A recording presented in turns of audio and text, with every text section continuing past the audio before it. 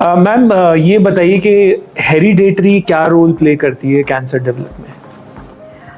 कुछ cancers inherited cancers होते हैं जो कि फैमिलीज में रन करते हैं, और जैसे कि ब्रेस्ट कैंसर है, या फिर ओवेरियन कैंसर है, या कोलोरेक्टल कैंसर है, यूट्राइन कैंसर भी होता है, प्रोस्टेट कैंसर भी होता है। ये फैमिलीज में रन करते हैं। ओके। कुछ ऐसी जीन्स भी हैं जो कि इन कैंसर्स को प्रीडिस्पोज करती हैं, यानी कि जीन म्यूटेशन होती है जो कि हम इनहेरिट कर लेते हैं अपने पेरेंट्स से। जैसे BRCA1 BRCA2 जीन है, TP53 है, कुछ MLH1 टाइप की जीन है, MSH, कुछ डिफरेंट नेम्स हैं इन जीन्स के। हमारे लिए समझना ये ज़रूरी है कि just about 5 to 10% of cancers are hereditary. The remainder जो बीमारी है 90 to 95% कैंसर्स एक अक्वायर्ड डिजीज़ है। अक्वायर्ड का मतलब over a period of our life time develop होती है, and it has a lot to do with the environment in which we are living and the lifestyle we are leading.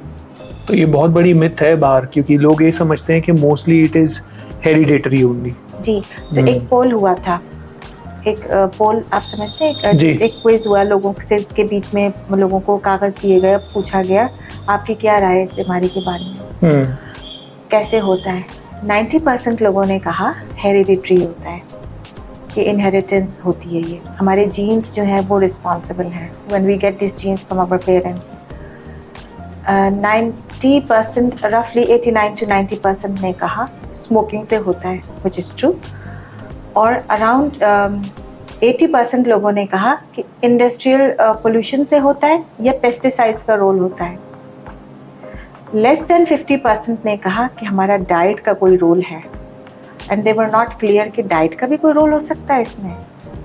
अब मैं आपको truth बताती हूँ, जो रियल कॉजेज़ हैं cancer की वो हैं, दे हैव वेरी लिटिल, जैसे मैंने आपको बताया, just about 5 to 10% cancers are because of hereditary. Remainder जो लार्ज मेजॉरिटी है, it has to do with the lifestyle. और लाइफस्टाइल में कौन से ऐसे फैक्टर्स हैं? सबसे पहले आता है टोबैको का इस्तेमाल, चाहे वो सिगरेट स्मोकिंग में हो, फिर चाहे वो स्मोकलेस टोबैको हो जिसको हम तंबाकू कहते हैं, पान, गुटखा, छैनी, बीड़ी पीना, ये सब इस कैटेगरी में आता है। 30% कैंसर्स जितने भी हो रहे हैं वो स्मोकिंग की वजह से हो रहे हैं, यानी कि सिगरेट का इस्तेमाल है या टोबैको का इस्तेमाल।